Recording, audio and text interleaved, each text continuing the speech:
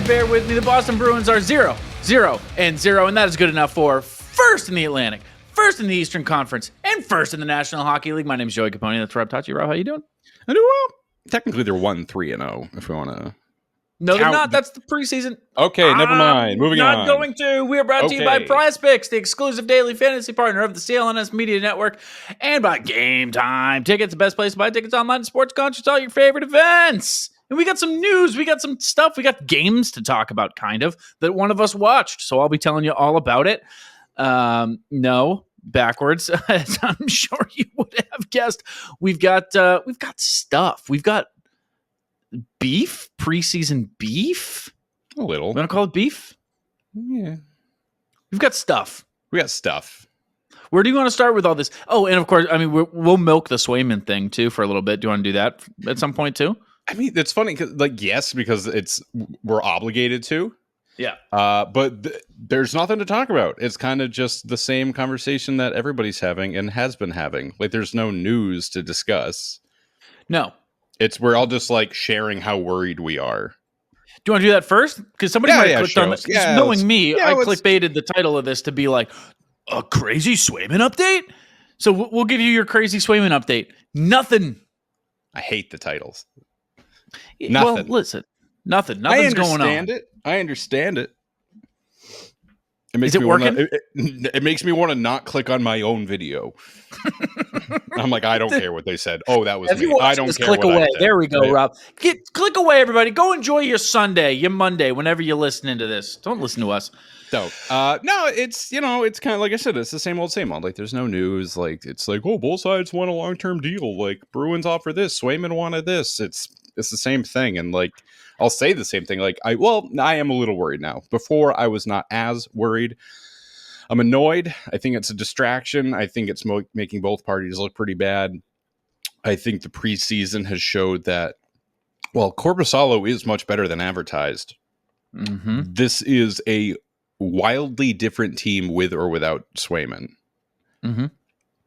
And I would strongly prefer them to have Swayman. Why is there always goalie drama in this city? Can we yes, there is. Well, I think it's just like sports radio, just like, Tuukka Rask is terrible. Yeah. We miss Timmy. It's like, yeah. Does it happen elsewhere? I don't know. I'm Toronto, probably. And I think it's like a major market thing. I don't know. It's basically since Tim Thomas refused to go to the White House, every year they're like, how do we hate the goalie? How do we have a full talking point all season about the goaltenders of the Boston Bruins? And like, right now it's Swayman's contract. Last year it was, does the tandem work in the playoffs? Is that going to work? The year before that, it was like, why did they even get Ullmark? It doesn't make any sense. It's going to throw off blah, blah, blah. And then, 7 years of Rask slander before that. Like, we get good goaltender. I would like if things just went smoothly. I don't think that's too much to ask. I don't think it's too much to ask. Just have a guy in net, pay him this money, let him play the game. But you hit a really good point, dude, that I don't think is getting too much coverage in all these storylines around him. And that's just the national perception, like the PR. Like, this is a bad look. Yeah, and for a long time, like, Boston has been the place where guys take hometown deals because they want to win and whatever. But when a guy who gave you the playoff run that he gave you last year is looking more and more likely like he's not going to have a contract by the start of the season, you got to wonder like what that does to like free agent talks and that kind of thing. I mean, Boston's Boston, but money's also money. In Massachusetts, taxes, like, you already have these things against you. And it just, the public perception and interleague player perception, not great. No, and it's even just from like our perspective as the fans, I remain extremely excited and optimistic for this season, but I would be jumping in with both feet a lot more excitedly if I knew that we had Jeremy Swayman under contract for what at this point, whatever amount of years. I still think it's going to end up being a long-term deal. I imagine it will be an 8-year deal, but I don't really care about the details at this point. I just want him in net. But it's again, it's not even just like the national thing. It's like for us, it's like it's just all there is to talk about right now. It comes up in every broadcast. It comes up all the time, every podcast. There's so many tweets and articles about it, and I'm just tired of it. Especially because we're just rehashing the same old information and kind of like bouncing back the same ideas. And it's also impossible for really any of us to have a completely informed opinion. Like, we're all just sharing what we think is happening. We do not know what is actually happening. We do not know what the rate limiting factor is. We don't know who the bottleneck is. So I don't even know who to be upset about if there is a party here to be upset at. So I'm just getting annoyed. I'm annoyed that it isn't done yet. I'm annoyed that I don't even really know how to feel about all of it exactly. Because I don't want to get too strong of an opinion on it. And then a month later, it all comes out and I was completely wrong about it. And I'm like, all right, that looks silly. But I think the most realistic, grounded, and optimistic take on all of this that I've heard came on this channel on Bruins Ringside on CLNS. Go to the YouTube or on the Bruins Beat Pod. Andrew Raycroft joined Evan Marinofski, and he kind of gave the inside scoop of not of this negotiation, but of like what these negotiations are like. And he was so calm and almost blasé about it, where he was like, I'm sure they're talking every day. If not every day, every other day. Even if it's a short conversation, checking in, reiterating things, maybe making little concessions. And the big takeaway that he said over and over again was, this gets solved in a 5-minute conversation.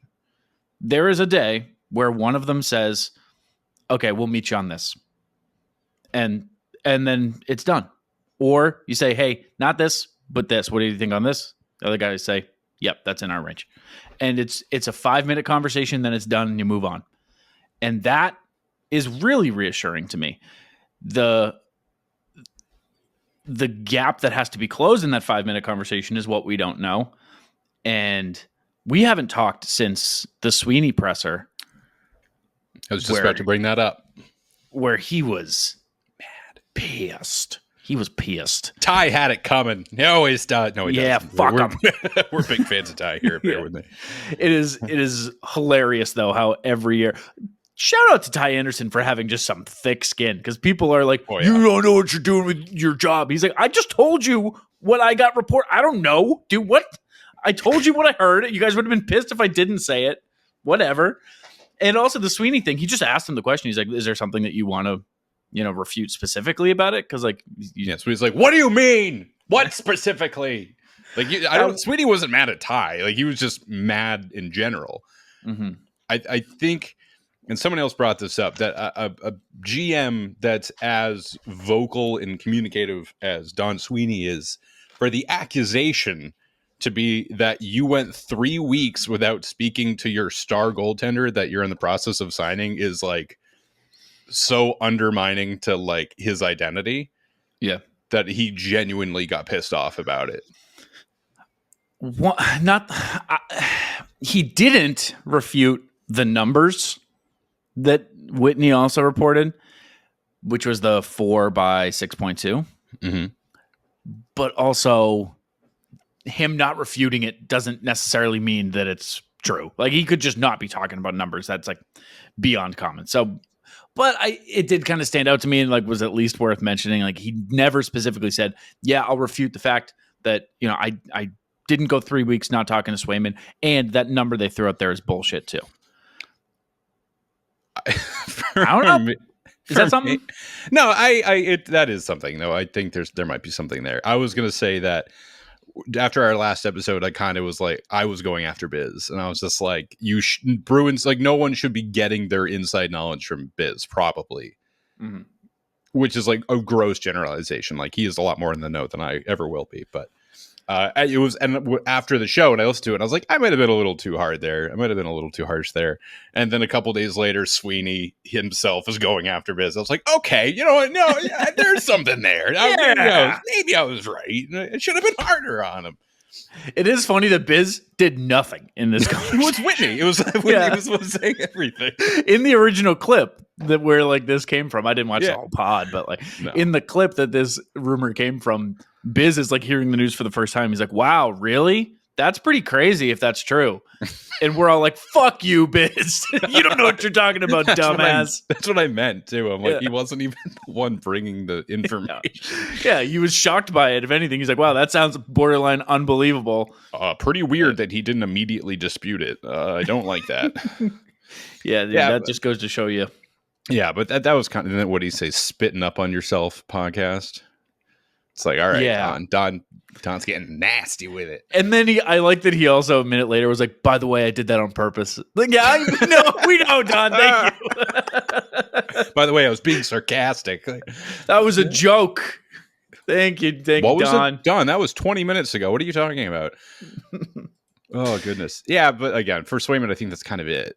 I would say the only contract, one of the things that makes comparing Swayman's situation to other goaltenders more difficult is that Swayman has a lot fewer starts than most goalies his age, which comes back to him having split the goaltending in a very unique way with Ullmark. Like, that's obviously, we all know that's like not how the NHL teams handle goaltending. It's not like, well, we just have two guys that are so good that why decide between them? Let them both play equally amount. So Swayman has like 130-ish starts. And the only one that like the contract in terms of like age and I think quality of play is Sorokin is probably the best comparable. But even Sorokin has like 190 starts. But he's 27 years old. The Swayman's 26. And Sorokin got an 8-year contract at 8.25. I have to imagine 8x8 is still like the general area this is like being discussed at and will probably land around. Yeah.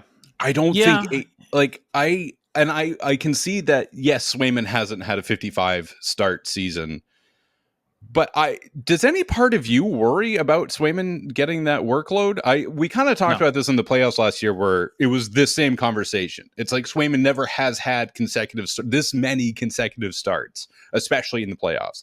And he handled it so well. Nickname's Bulldog. Like, that dude wants that net every single night. So yes, there is something to prove, but like I have full faith that he will keep up the quality of his play into that like 46 to 55th game. So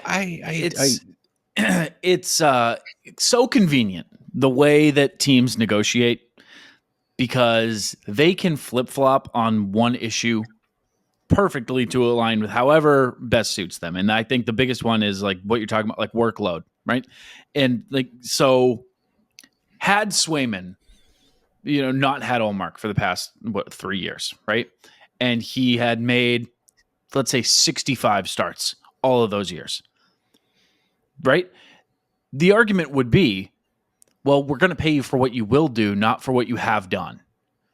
So you got to think about wear and tear and, like what's to come and the injuries that are kind of inevitable. And we're looking to what you can do in the future, not what you have done in the past. But because Swayman's in the situation that he's in, they're on the exact opposite side of the argument where they're going, well, you haven't proved it. You haven't done it in the past yet. So it's not a matter of like, well, he hasn't yet, so how do you evaluate it? Because I think if they were on the other side of it, if it was the exact opposite situation, they would still find a way to argue the other point. Like, yeah, because that's their perspective. That's like their prerogative as the team who has to pay him is like, okay, well, it's not good business practice to just hand out the full amount what they're asking. Like, we kind of have to haggle a little bit, probably.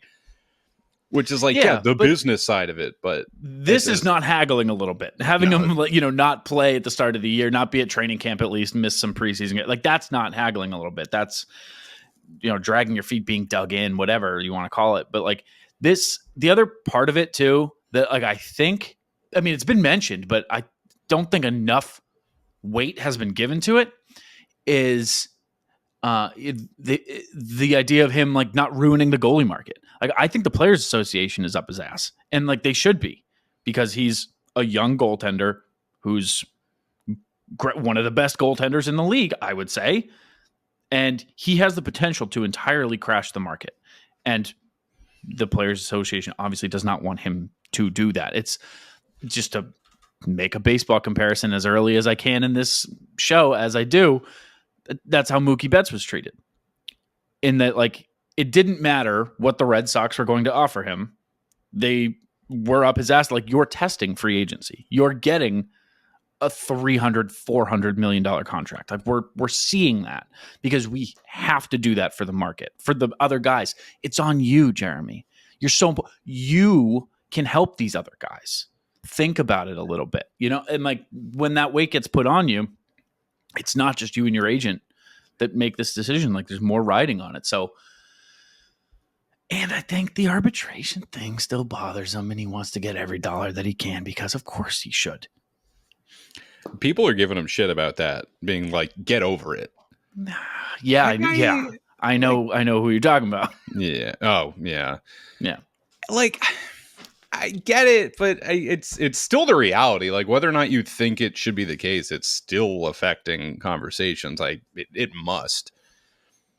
I don't know. I still feel like it's a good chance he's there opening night. I think that probably is the real deadline, not the December 1st. December 1st is the actual deadline, but I don't think either side is really... That's their Alamo. It's like that's their. Well, we'll fall back to that. I think Swayman wants game one. I think he really wants to play, and it's the longer he doesn't play, the less time he has to warm up before the season starts. And then we're gonna get if he has like one stinker, if like he lets in 6 goals in game 3, everybody's gonna be like, "Wow, you held out for that." Yeah, which I don't look. That's going to happen regardless of his first. 100%. Yeah, he could sign tomorrow, and if he has, just a 4-game stinker or a 4-goal stinker, yeah, it's going to be that. Like, this is the guy we paid. It's going to be literally the first goal of the season. People like, really? Mm-hmm. There's an empty net. Like, where was he though? Sitting on the bench, comfy and cozy. Classic. Yeah. So I will say Swayman's agent also represented this guy in Toronto last year. Might have heard of him, William Nylander. Didn't he have a holdout? Till December 1st. That's tough. Yep. So, worth mentioning. Before we get into all this fun stuff here that we have planned for you guys, let's talk to our good friends over at Prize Picks. Prize Picks is America's #1 daily fantasy sports app. They've got over 5 million active members. Look, it is the easiest and most exciting way to play daily fantasy sports. Now, unlike all the other apps, Prize Picks, it's just you against the numbers. That's it. Now, you can win up to 100 times your money on Prize Picks with as little as 4 correct picks. And 1 Caleb Williams passing yard gets you 1 win on Prize Picks every week in September. That's right. Only 1 yard gets you an automatic win every football weekend in September. 4 weeks of free W's.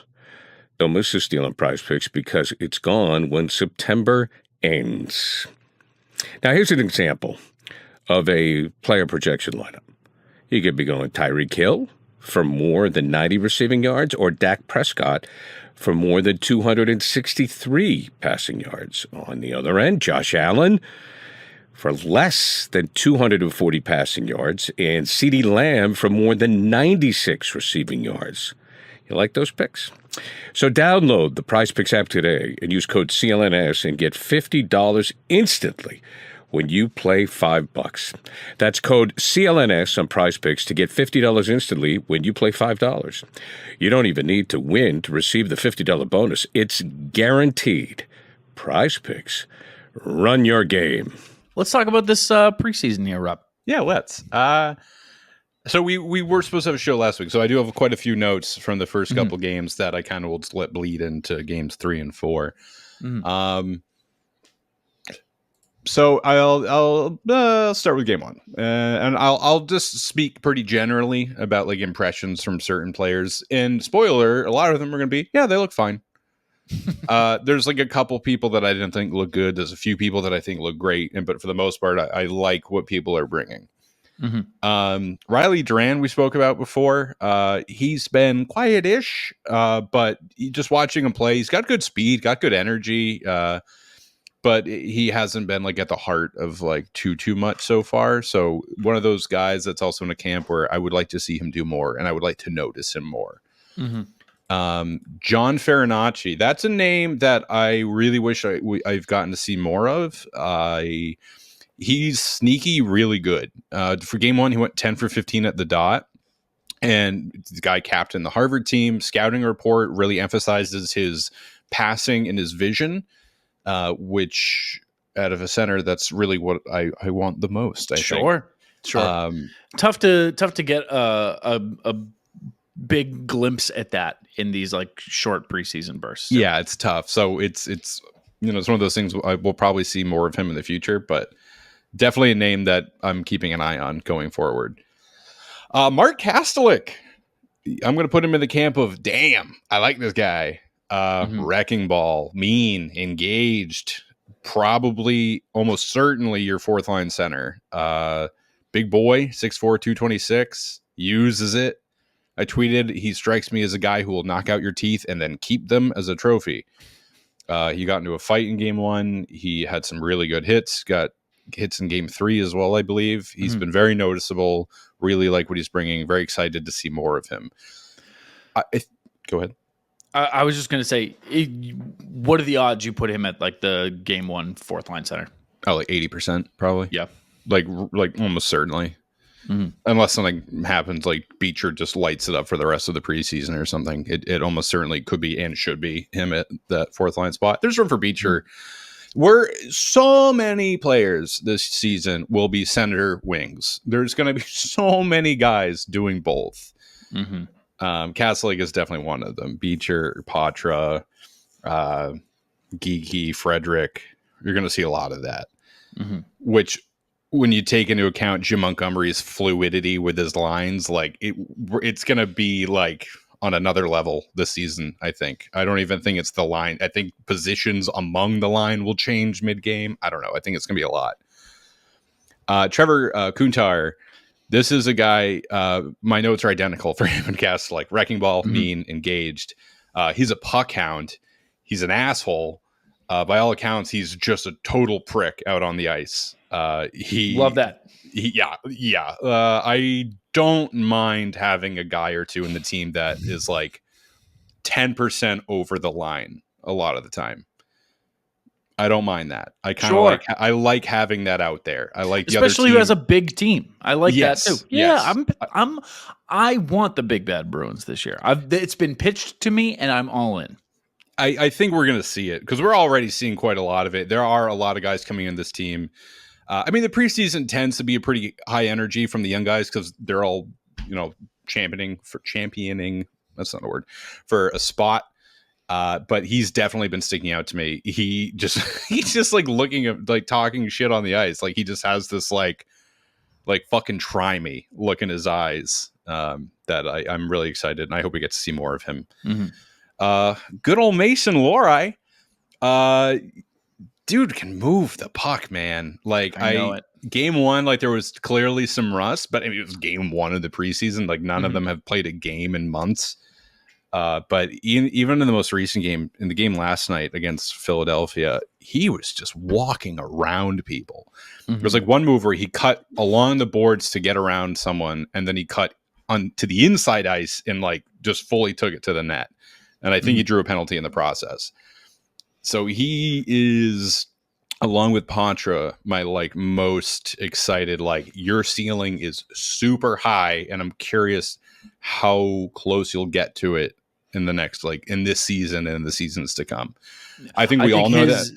His postseason run was so strong that I think people forget that, like, he is as young as he is, and he does have as little experience as he does, and like, he is still in like late development stage. Like, he is not just like, well, obviously that's, your top four pairing, blah blah blah blah blah. Like, yes, that is where he should be and could be, but it's not just like this given. Like, we are still watching him finish his development. Defensemen mature late, like later than possibly any other position, maybe goaltenders. And he became a defenseman a year and a half ago. Correct. Yeah. Bear in mind, he started his career as a forward, which we've discussed so many times. And it's so obvious the way he plays. You're like, that's just, you put a forward on the blue line. I see what you did there. Yeah. But very excited to see what he can do. I'd like to see him quarterback the power play a time or two. I'd like to see what he can do with that, because he walks that blue line pretty comfortably. Very good handling for someone as lanky as he is, and good explosiveness too. He can move when he wants to. Billy Sweezy, first off, excellent hockey name. Excellent name. Oh, Billy Sweezy. Yes. Billy Sweezy. We played against him I believe it was last season when he played in Columbus. He got into a fight and they cut to his dad in the crowd with a beer in his hand standing, and just like very proud dad moment, like Frederick's dad moment. He's not afraid to shoot. He's a defenseman. He let a few rip. I think the first goal of the preseason came off of a Billy Sweezy shot from the blue line. And he's very physical. He was mixing it up with a few people. He fought Sean Couturier last night after he was trying to get tangled with their 19-year-old Russian superstar, who did win the game for Flyers last night. So that's another like physical guy, likes to get into it, not afraid to drop the gloves. Like another addition to like, we could be the big bad Bruins again. That's pretty fun. He is 28. He looked like they did a locker room interview with him, and I'm like, that is not at all what I thought he looked like, and he's just much older than I thought he was. But handsome native, handsome, not handsome. He's a little handsome. Don't give him handsome.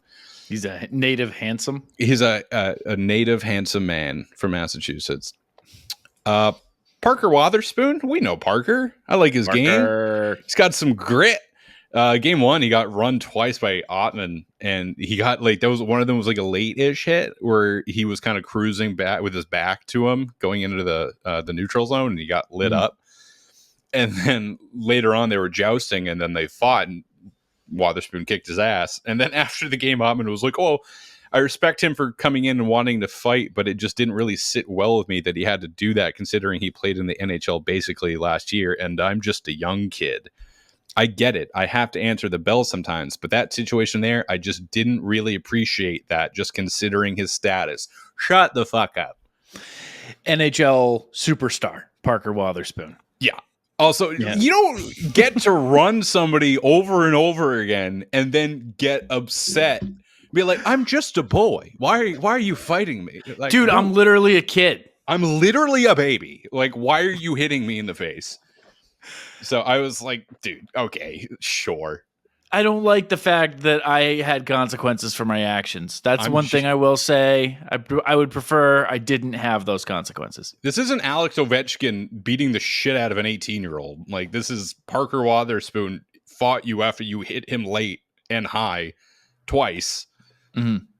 Lots of fighting in the preseason. Oh yeah, there usually is. I feel like there usually is. I feel like it shocks me every time. Oh, I love it. Because again, everybody wants to show off to the coach and the fan base, be like, this is what I can bring. This is why you should keep me around.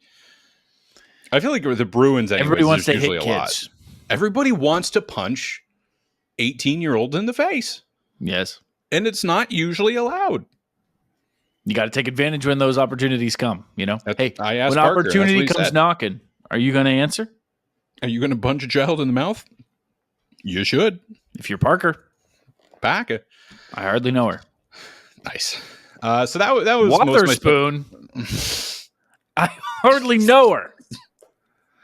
Go on. I can't.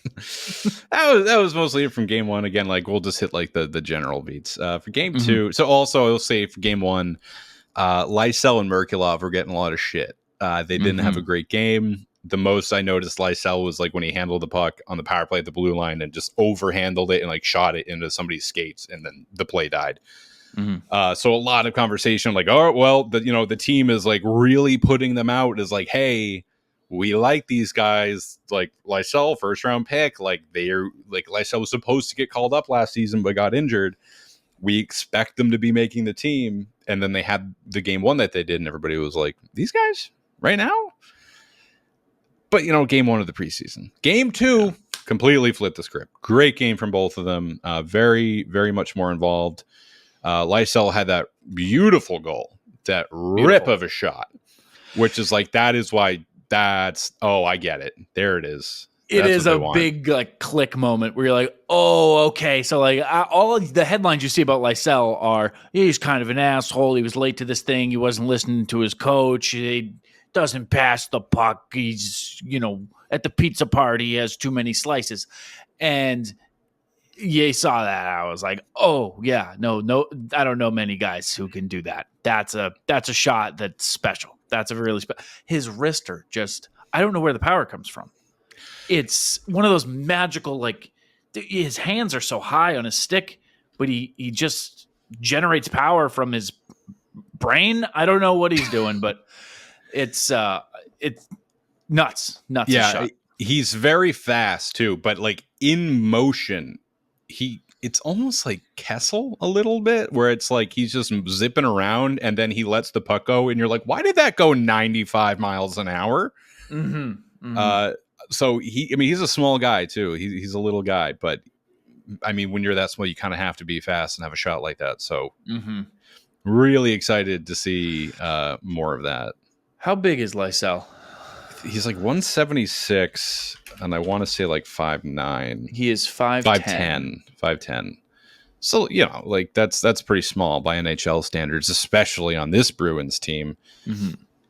They have him 5'11" on Elite Prospect, 5'11", 176. Yeah. So it does not matter at all. But he's still growing. He's 21 years old. He's a growing boy. He's born in 2003. That's upsetting. Georgi Merkulov. Hiya, Georgie. Hiya, Georgie. Smart player. One more time. Hiya, Georgie. Thank you. Has good vision. He had that, like, he was skating behind the net and did that, like, blind backhand pass to Brazeau, who underrated shot there by Brazeau. Like, one-timed it on the backhand, top shelf. You're like one of those, like, is that what you meant to do, or did you just want to put that on net? Yeah. I'm going to give him the credit because it's Brazeau. No, that's how he drew it up. It's how he drew it up. He's got good hands. I love Braz. So, again, big games from Lysell Merkulov. They've been pretty consistent since then. Game 3 and 4, they look good, too. Not as... I think they were more noticeable in Game 2 because after Game 1, everybody was like, let's see. So, excited to see if they can keep that up. And then Game 2 was the return of my pride and joy, Matthew Poitras. Joe, our baby boy. Joe, yep. Joe, What's up, man? Let me just say that, hey, dude. Over the course of the offseason and like after he stopped playing last year, I did some like reflection, and I was like, I was like really singing his praises, and I was like really getting into it. I should just let the kid breathe. I should just, let it happen however it's going to happen. Because, so it's the NHL. He's young. So many different things could happen and go so many different trajectories. Maybe it's not as big of a deal as I thought. I underdid it. He's so fucking good. He's 20. He's 20. And he plays like he's been in the league for that amount of time. His positioning, his ability to retain the puck along the boards and just like always find an open man. Like, he can make stretch passes. He can make these like little soft, like 3-foot saucer passes. He's got a great shot. I could not be bigger on Matthew Poitras. He's going to win a Selke one day. He is very comfortable making that prediction. I know they have him at wing a lot of the time right now. He was centering between Pavel Zacha and David Pastrnak. Woo! Woo! The three of them are the bottom of the team with a -3 right now, I will say. All from crazy. The one game they played together, which is weird because I thought they looked good, but it's preseason. I don't care. It's just unbelievable how comfortable he looks playing at an NHL level at 20 years old. He did it 19. We'll in do Montgomery, a full season prediction episode. Sorry, real quick. We'll do a full season prediction episode at some point. But right now, how many NHL games does Matthew Poitras play this year? I mean, 70 to 82. He's going to play the full season. Yeah. Health provided, there's no reason. He's given them zero reason not to have him in the lineup every single night. He's not starting at Providence. I know that was kind of a thing that before we saw any amount of play, we're like, maybe if he just is still shaking off some rust from like the rehab or from the surgery, like maybe just let him get some more time. And play in the AHL where like he would be like a head above most other players at that level. No, absolutely not. You are doing a disservice to your own team if you do not have Matthew Poitras in your lineup opening night. People are like, fourth line center, third line center. You could put him on the top line and he's going to be very good. That's crazy. It's so weird. Crazy. The chemistry between him and Pastrnak is so good. It would be devastating for the rest of the league if the two of them heated up. I mean, they're a perfect yin yang in terms of play style. Like, yeah, it's just it's perfect. Like he does need a guy like Patrice Bergeron, Matthew Poitras, David Krejci. Like he needs a guy like that. I mean, it'll certainly be Lindholm. That's between Pasta and whoever, but we haven't seen Elias play a single game yet, and I'm already giving away his job to 20-year-old Matthew Poitras. Yeah, I'm like, no, I think Poitras should get the PP1 bumper spot. I think he should center between Zacha and Pastrnak. I think that's probably for the best. He's just it's so fun to watch him because and Montgomery was actually saying, he was like, yeah, he's been good. Yeah, that's about as much as you're going to get from him. He's saying like he wants him to be like more. How did he put it? He wants him to be like more engaged, I guess. Yeah, he said good, and the reason I don't say great is because I think he's a little hesitant in some areas of his game still, and that's normal. He's been out for 8 months, but you can see it coming back more and more. So from my perspective, from what I've been watching from his 3 games, for Montgomery to be like, yeah, he's all right. I'm like, dude, how high do you think his ceiling is going to be? That's unbelievable that you don't even think that he's all right. It's kind of like, did you see what Marchand said? They were like, yeah, the kids are playing pretty well. And he was basically like, that's not good enough. Like, if you're content with pretty well, like pretty good, then you don't belong on this team, which I love from Brad. I love Captain Marshy, always have, always will. And like, Brad. I love having that kind of leader of like well, that's not good enough. If you're going to be on my team, pretty good doesn't cut it. Because there was at least one player that came off a pretty good game, and they're like, you know what, I'm feeling comfortable. And then they see Brad Marchand, future Hall of Famer, one of the best left wings on the planet, being like, okay, like that's great, cool. You had an assist in a preseason game, which is like a nice reality check, and also like great fuel for the fire. Yeah. So big fan of that. But yeah, I mean, concern level over Poitras' shoulder. None. They get hit at the end of the game on his bad shoulder. Kind of late. He keeps getting hit. He put on weight. That's like my one concern with him is that I don't want to say he gets targeted, but if you are playing against a guy that is not that big and not that old and who has a high IQ and great passing and is going to be a thorn in your side, then yeah, the game plan probably would be to bruise him to the point where he's not as effective. Yeah. But yeah, Ristolainen laid into him at the end of regulation. Like it's one of those hits, and I'm like, it's clean, it's legal. I don't love it, but like I'm not losing any sleep over it. Like it is what it is. There was someone on the Bruins bench that I don't even think Poitras had hit the ice yet. And he was, because the hit was right in front of the bench, and he was leaning over, screaming at Ristolainen, which I'm glad that seemingly all of us fans and the rest of the Bruins team is like, don't you fucking touch Matt. Leave him alone. He's just a boy. I'm just a kid. He doesn't need to face consequences for his actions. He's a child. No, just let him be. It's unfair that these NHLers, I just don't like it. These NHLers are going after him. Yeah, they not to be hypocritical. Okay, Ottman. But yeah, I mean, I could talk about Poitras for the rest of the show, and I probably would if you let me. That's okay. That's okay. Now, he's opening night roster. He is as many games as you can get him this season. You can put him probably anywhere in the lineup. He's going to be doing the center wing thing a good amount, but I really hope he is primarily going to be playing center because he is your future 1-2C. And I just don't. I worry about delaying his development in that position at this level by keeping him at wing. And it's not like it's not completely transferable, and he's such a smart player. He always knows where to be, but I would like to see that the team is aware and investing in his future as a dedicated center. He went 7 for 10 at the dot against the Flyers last night. So he's doing well. Near Good. you. Good. Get Korpisalo. Yeah. A pleasant surprise. That could be the name of his biography.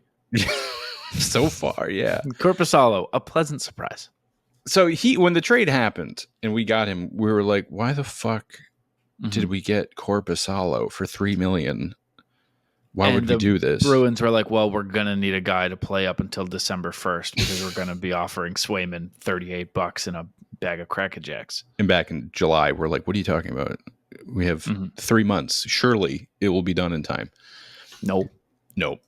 So his first game was in game 2. He got the start. So he played the first 30 or so minutes and he stopped 7 out of 7 shots.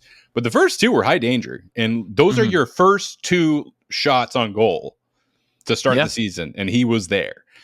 And then he ended up getting the full game last night against Flyers. They did lose 3-2 in overtime, but he looked very good. 37 out of 40, 37 saves, 40 shots. Very, very surprised, happily. I would imagine Bob Essenza is a very big part of this. Also probably just playing behind a much better team than the Ottawa Senators. That being said, he's not Jeremy Swayman. Oh, sure. He's a Band-Aid, but he's a very good Band-Aid. But he's a Band-Aid. He's another good biography title. A very good Band-Aid. A pleasantly good Band-Aid. So it's nice to know that we have that, especially because Brandon Bussy's kind of having a shakier start. He let in a few not so good goals. Again, preseason, not putting all that much stock in it, but yes, Joe. Joe, you have a question. Yeah, I have a question over here. Joey Copponi, CLNS Media. I'm going to give a guy like Bussy a little bit of nerve leeway. Ooh, I think you're an AHLer competing for a spot. I'm going to give him some nerve leeway early in the preseason. I think you get a little nervous in there. I'm going to give that to him. Okay, I'll give you that. Okay, I'll give you that. But I'll say Korpisalo, I'm excited to see what he can do. He looks very comfortable. His rebound control was a little not great, but then it's gotten better as the games went on. He had a really good save, a few really good saves on the penalty kill, a really good save in overtime. The one that went in, it's like, it's 3-on-3, 19-year-old superstar coming in alone. That's going to go in sometimes. Quick glove. Yeah, quick glove. Yeah, for sure. He made a really good glove save. Somebody danced around. I think it was Peak. It might have been Lindholm actually. Some Bruins defenseman got walked around, and he was there with the glove. It was kind of one of those it was a position save that he made a little bit of a windmill on it, but save's a save. Save's a save. Game 2, Trent Frederic wearing the A.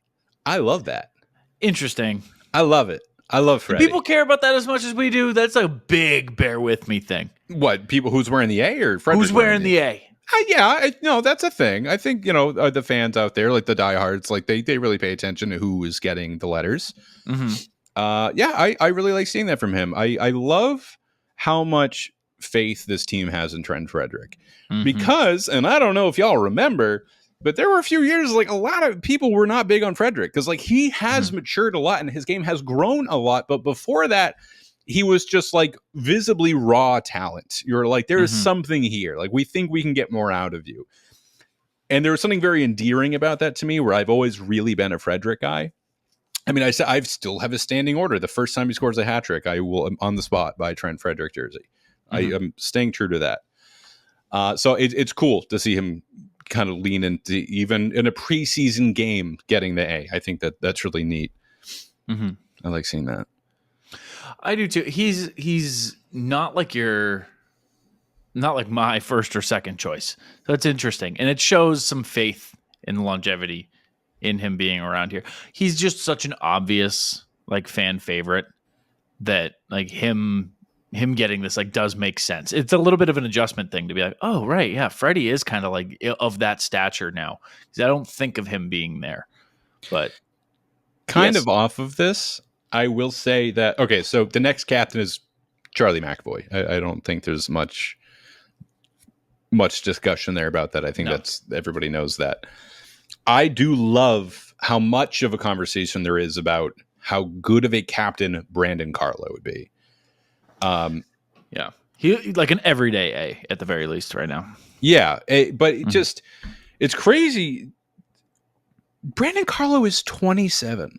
Mm-hmm. He's been playing for this team since 1955. Mm-hmm. Or so that's how it feels. I think it was right around that. I think it was 56, 57. I thought, okay, I was going to say 55, 56, so that's good. Such a good personality. Like every time they show him behind the B or anything, like clearly just a very good guy. Big leadership guy. In the behind the B episode, they showed when Zadorov and Lindholm both went up to Warrior for the first time, and both times it was Carlo in the locker in the weight room greeting him, just dripping with sweat, dripping with ice. So I just want to quickly throw in how much I appreciate Brandon Carlo, how good he is, how important he is to this team. And while I do not think he will wear the C here just because of his teammates, he would make a very good captain. He would make a great captain on a bad team right now. If you had a team without a superstar, he would be your guy. Yeah, I can see that. Who was it? The Ducks. Radko Gudas. Radko Gudas? Captain of the Anaheim Ducks. Radko Gudas, dude? Is he the only guy in the team? Was it him or Zegras? Who else you got? Yeah. Gibson. There's give it to any... John Gibson, I think, is talk still about players alive. who've been playing since 1955. John Gibson. Yeah, he's 88. He's still kicking. Every offseason, I'm like, did he retire? They're like, no, he's 23. What are you talking about? Yeah, how is this possible? I think John Gibson is actually aging in reverse. He's making blood sacrifices in the offseason. I like that they're doing anything but... anyone but Zegras. Like, goddamn, dude, anybody but this kid, this loser. They took the Ducks insignia off the front of his jersey. It's the closest thing they could have to not having a letter. You can skate with us, but we don't want you representing. They don't even want the letter D on his chest. They were like, no, put the Disney back on. We'll get the cease and desist because we don't want a D on his whatever. You get the joke. It was fun. It was fine. It was fine. It was a fine joke. I like the logo at center ice, though. Yes, I'm glad they brought that back. I don't like the orange. Sorry, it's fine. I think it's better. But I don't love it. I did not like their jerseys before. They should go back to purple full time. Sure, they should go back to them or the originals. But someone needs to be purple. I think if the Kings went nobody back, purple. I don't think so. Nobody's purple. Somebody might be purple. I can't recall. But the purple and gold is so good. So much better than black and white. I don't like it. No. I don't care for it. Ugly. Oogly. We got some other stuff from around the league, speaking of the Anaheim Ducks. So we should probably get to that. What? But first, Game Time. Game Time is the best place to buy tickets online to sports, concerts, all your favorite events. If you listen to the show, you know a couple of years ago I went to the Superdome for the first time. This was my first NFL game, and let me tell you, I got the bug. I'm going to be going to NFL games as much as I can this year, and I'm going to be using the Game Time app. Game Time has a new feature called Game Time Picks that makes getting tickets to see your favorite teams play live even easier. Game Time Picks filters out the fluff to show you only the incredible deals on great seats, so you don't have to waste time searching through thousands of tickets. And they've got this new super deal that lets you know just how good these tickets are. You'll see that they got good deals, they got okay deals. The new super tier, it's the best of the best. So keep your eyes peeled for that. And if you have heard me talk about Game Time before, which I'm sure you have, you know that I love you get to see your seat in the app before you buy. You get a panoramic view. There's no question, am I going to be able to see this? Am I going to see that? Which end am I going to be closer? And you can put on a VR headset and feel like you're already there. Use the Game Time app. It's the best way to get into the building. Download the Game Time app, create an account, and use code CLNS for $20 off your first purchase. Terms apply. Again, create an account and redeem code CLNS for $20 off. Download Game Time today. Last minute tickets, lowest price, guaranteed. You got more stuff from Bees preseason before we talk about the Leafs and Habs kicking each other's dicks off? Oh, yeah. I got more. Okay, yeah. Oh, yeah. I got more. Continue to talk Billy Sweezy in game 2, a couple of big hits. We've mentioned Brazeau before. I still think Brazeau is like sneaky important for this team. I don't know how many times he needs to come into the team and then score a goal and play really well for people to like catch on that that's how he plays and he should be on this roster pretty consistently. Like, talk about a guy that I wouldn't mind getting some time on that second right wing spot. It's probably going to be Lysell, but he should be in the conversation. He played with Merkulov for a couple of years too, so he and Georgie got some chemistry. The amount of guys you can put in this bottom six is ridiculous. Like, yeah, you got 12 guys you can put in the bottom six. The depth is crazy.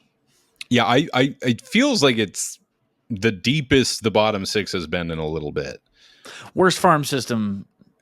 I'm so tired of that. Like, clearly we're not. Like, unless everybody else just has like 3 McDavids waiting to like suit up. I don't understand how we're the worst. No.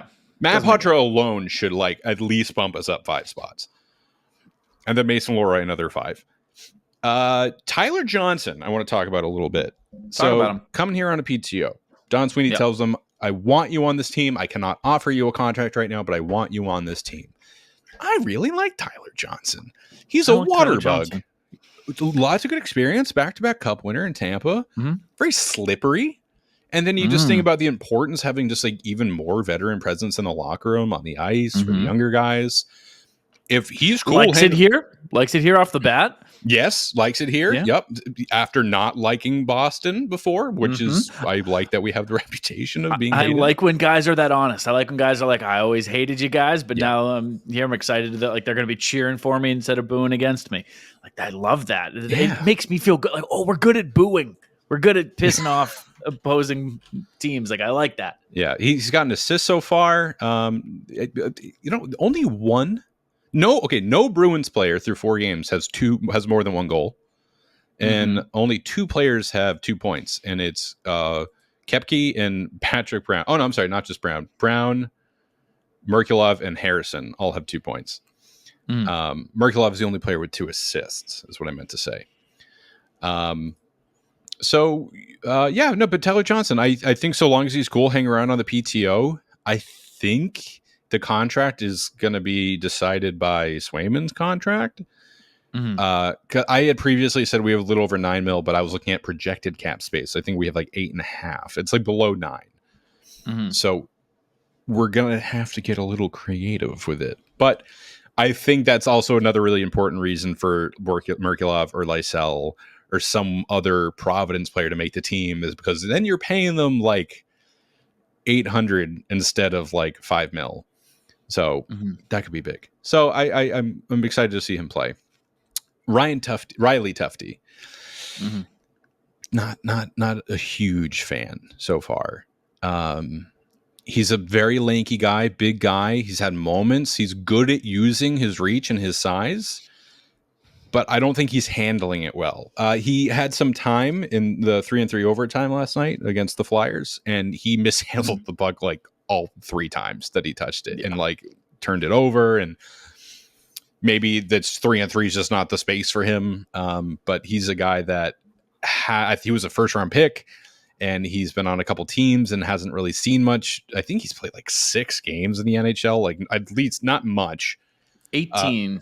Thank you. 18 games. So I would like to see him do more, but right now I don't think this is his season. Yeah, 18 games, 3 points between Dallas and Colorado over the last 3 years. He is 26.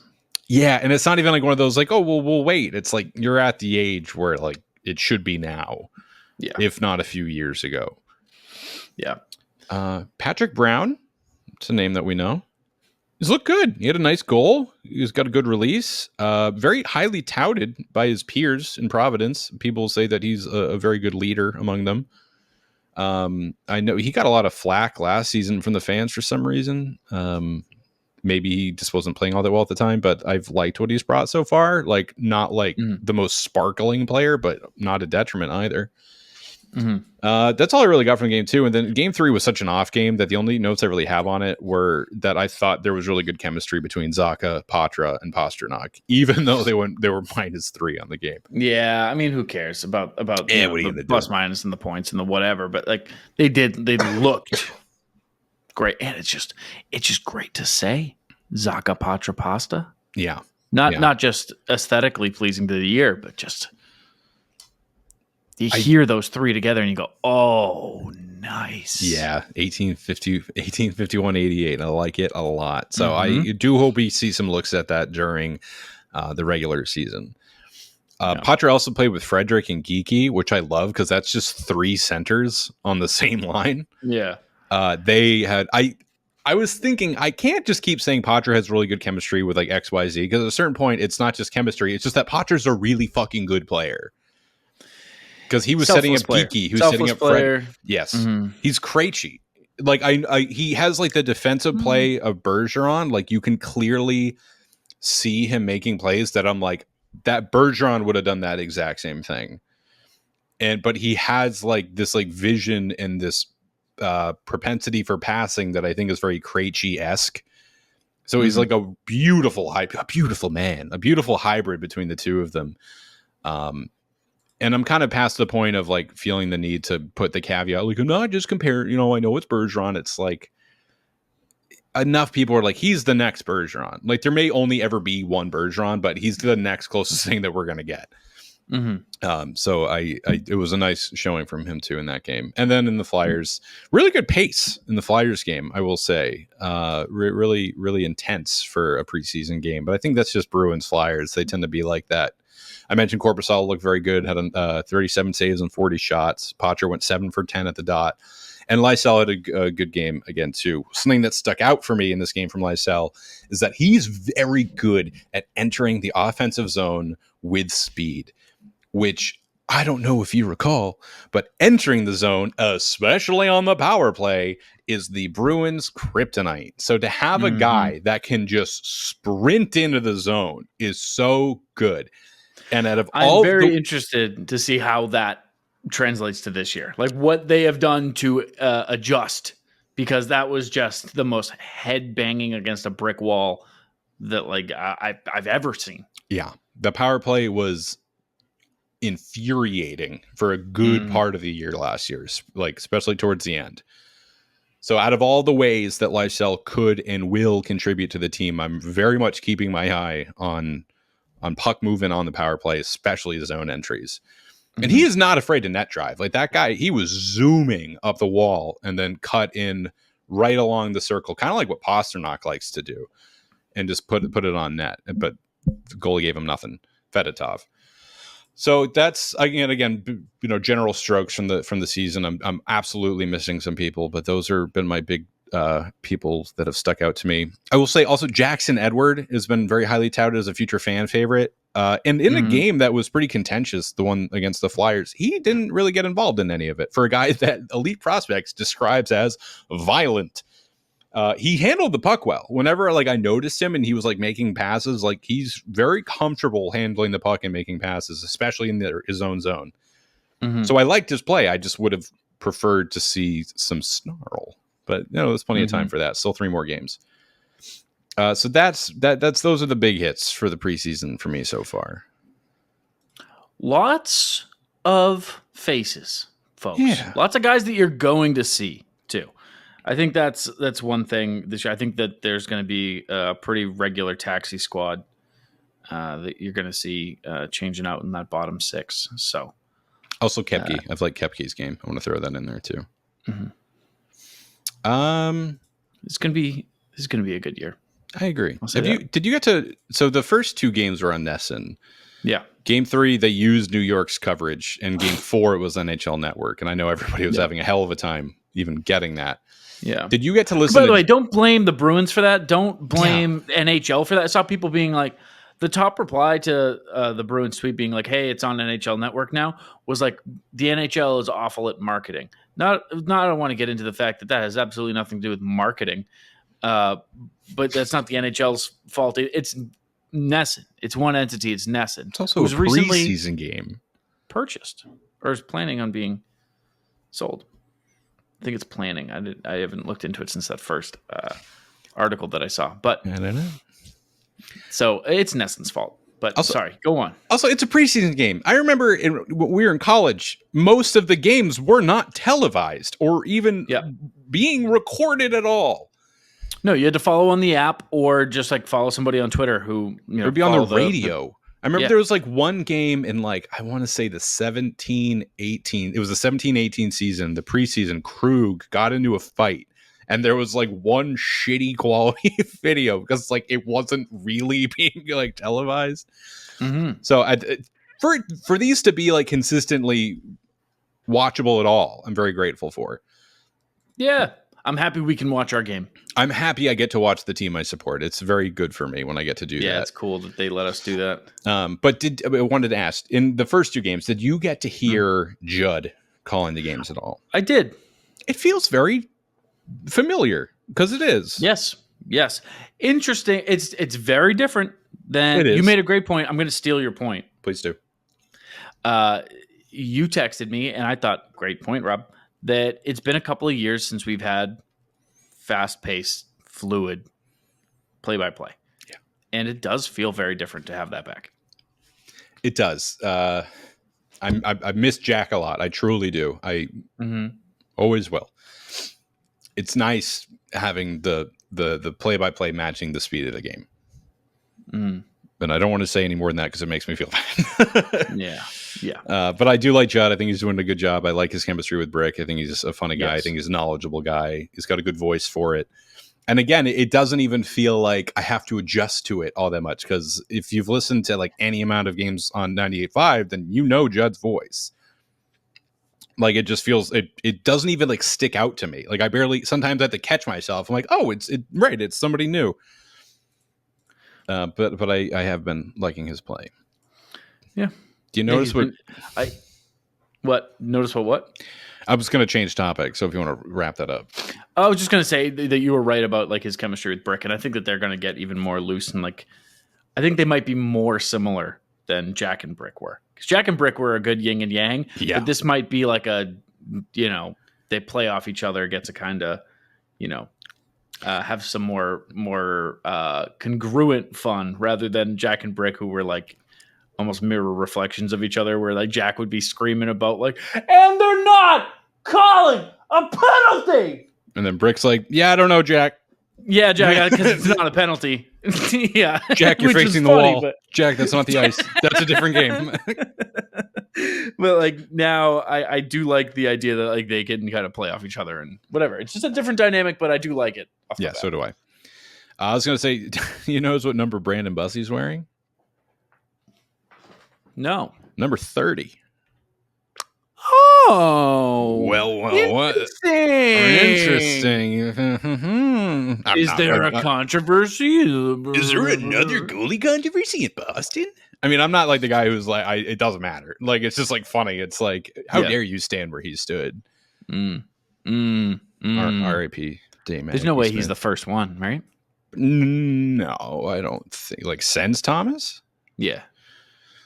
I don't know. Probably not. I feel like there's only so many numbers goalies typically wear. Korpisalo is wearing what? I think 70? Could be.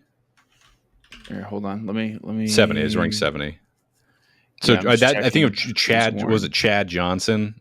Wore number 70 for a while. Chad Johnson wore 30, Did he really? as did Keith Kincaid.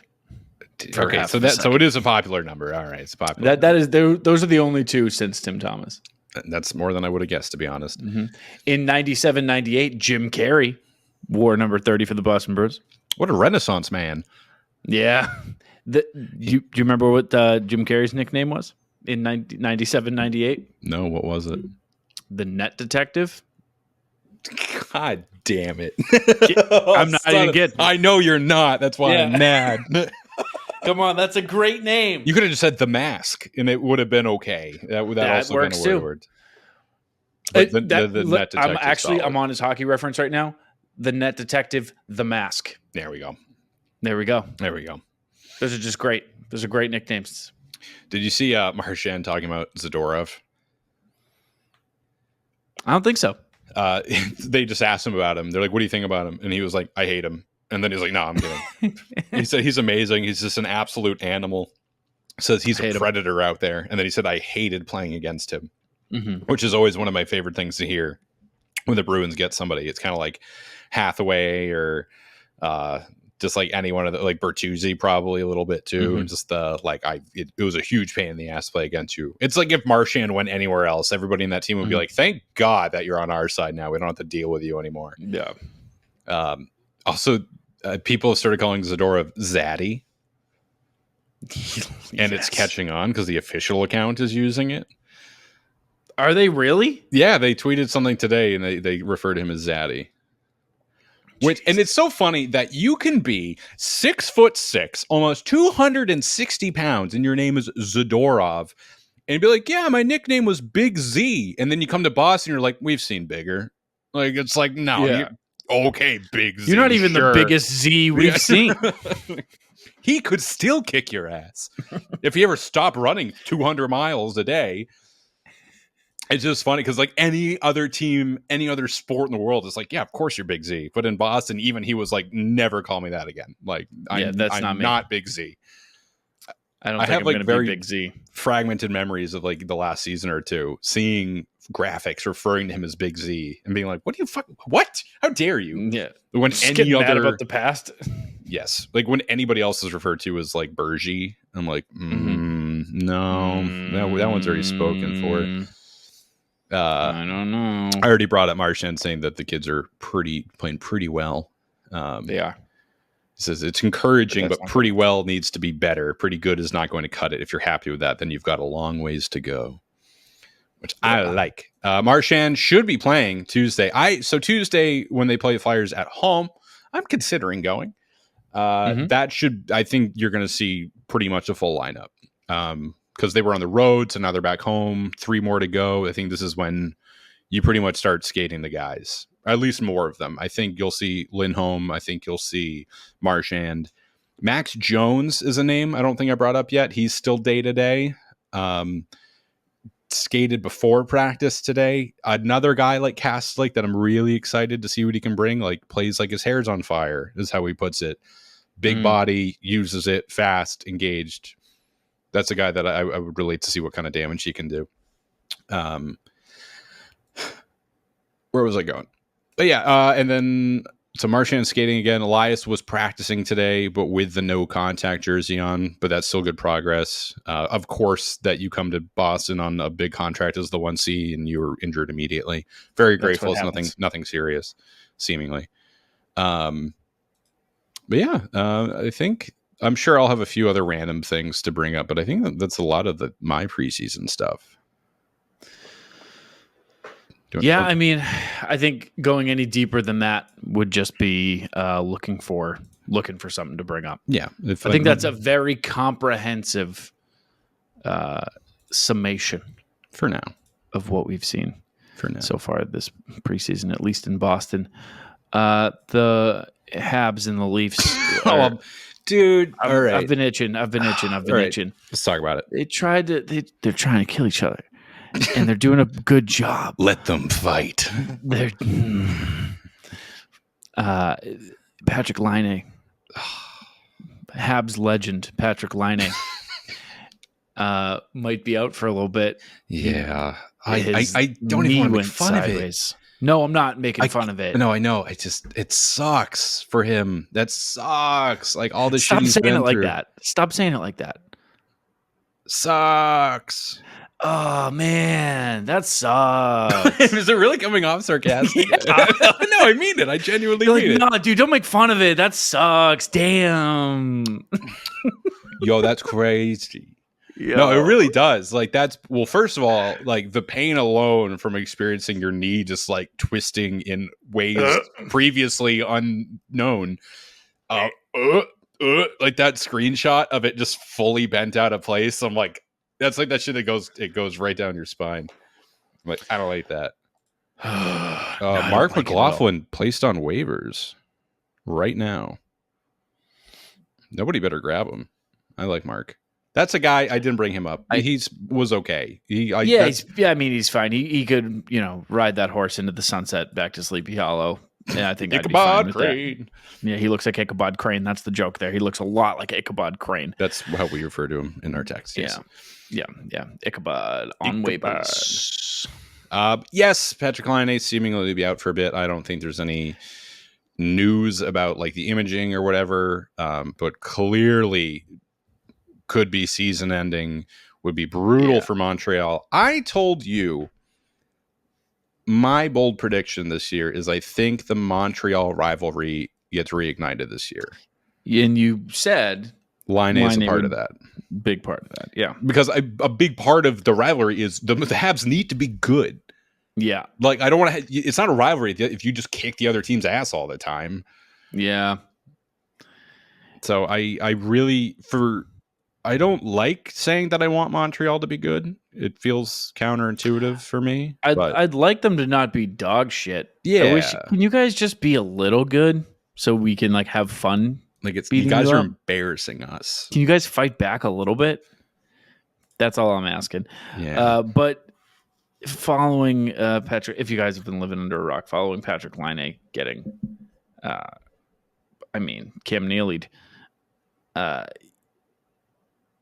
Who was it? Was it Shea? It's like Pare. I've been trying to Cedric Pare.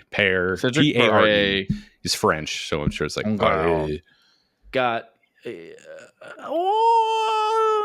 not a good assaulted. play. It's not assaulted. a good play. He got assaulted afterwards. He got assaulted. Yeah. Oh yeah. Yeah. He didn't want to drop the glove. Wasn't it? Was it Shea? Who fought him? Yeah. It was Jack-Eye. Arbor Jack-Eye. Okay. Wi-Fi. All right. So if you're listening, you know what we're talking about. One of the Toronto Leafs players had a knee-on-knee collision with Patrik Laine. Laine's knee just went sideways. It disappeared. We don't know where it went. And he's out. And then shortly afterwards, Arbor Jack-Eye, who already has quite a reputation for being a tough customer, went after the guy who did it. Didn't take his gloves off. The other guy didn't get his gloves off. And Jack-Eye was just laying down the boom on him, like standing over him. He did not take no for an answer. No, it was not like hey, we're going to go fight. It's like, I'm skating up to you and I'm going to start punching you. And whatever you want to do is up to you. But this is going to happen. Here's the thing. People are saying some crazy shit about this. If you watch that full clip, he tugs his jersey, he pushes him, he tugs his jersey, he pushes him, then he tugs his jersey, then he starts throwing punches. Yeah. Which I don't care how old school I sound, you gotta go. Yeah, You've gotta go. 100%. And Jack-Eye made it really clear, you are going. You don't have a choice. Put your fucking hands up. Drop your gloves, put your fucking hands up, because my fists are coming at you. And he gave him warnings. He's like, I'm gonna hit you now. And he didn't. He just thought it would go away. No, you just took out Patrik Laine on a team that really needed Patrik Laine. So you're going to get your ass kicked. Like, get ready for it. I have zero sympathy. Zero sympathy. Put your fucking hands up. You're gonna get into a fight now. And like people, the accusations. I mean, the words that people are throwing around, the comparisons, outlandish. What people are referring to when looking at this, it's like, this is the self-policing that everybody talks about that like makes hockey great. And that like, this is let the guys go. This is it. Is just someone being a fucking idiot, being reckless, hurting a guy, and then not wanting to own up to the consequences, face the repercussions, whatever, thinking that hockey died with your dad's NHL. It didn't. It's still here. And there's guys like Jack-Eye who are going to beat your face in whether or not you drop your gloves or not. I love it. Sorry, yeah. I love it. No, I completely agree. For better or worse, if like Marchand is Laine in that situation, I want somebody doing what Jack-Eye did.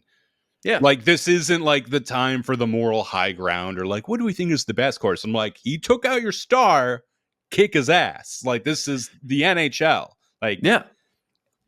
Like the comparisons you're referring to, by the way, just so our listeners know, people are comparing it to Todd Bertuzzi.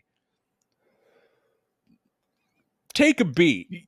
You're talking about the guy who paralyzed that kid? Yeah. Hit a guy from behind, drove his head into the ice, broke his neck? Yeah. Okay. People are saying that it's basically the same thing. Yeah. A lot of people like... It ain't. They're like, how the NHL needs to suspend Jack-Eye for this. And it's like, yeah, like... Probably. The gloves on, yeah, you know what, whatever. Like, consequences. Yeah, there's consequences. But... Mm-hmm. and it's obviously it's Toronto fans are the ones saying this. But like that's what I want to see. Like that's what I think is the appropriate response. Give him a 3-gamer for that. Yeah, sure. Which in turn is also an appropriate response. Like that is the way those dominoes are falling makes sense to me. Can I say I know you just said like if that happened to Marchand, I would want somebody to do it. May I also say if Pere, I hope I'm not saying that right. If he was on the Boston Bruins and he did that shit and that happened to him, I'd be like, hey, idiot, put your hands up. You're about to get your ass kicked. Yeah. Hey, like, moron, don't get drilled into the ice like that. Like, do you really think it's going to, like, that's going to stop it from happening? As if you're like, I don't consent to this fight. It's like, it's not one of those fights, buddy. Like, guess what? It's happening, bro. It's happening. I think he just looks stupid. I think he got more hurt because he didn't participate. So I just don't have any sympathy there. And like that is the correct response to fight. It is the incorrect response to not partake in it. And because of that, it is the correct response to probably suspend him a couple of games. But I think that's just how the game goes. And that's how you police that shit. And like, I know he didn't probably do it on purpose. I know. But you gotta, the Piper calls, dude. Yeah. You hurt a star player. It's what happened in the fucking preseason. I don't know. I love them just like ripping each other apart, though. Watching them fight online is giving me life.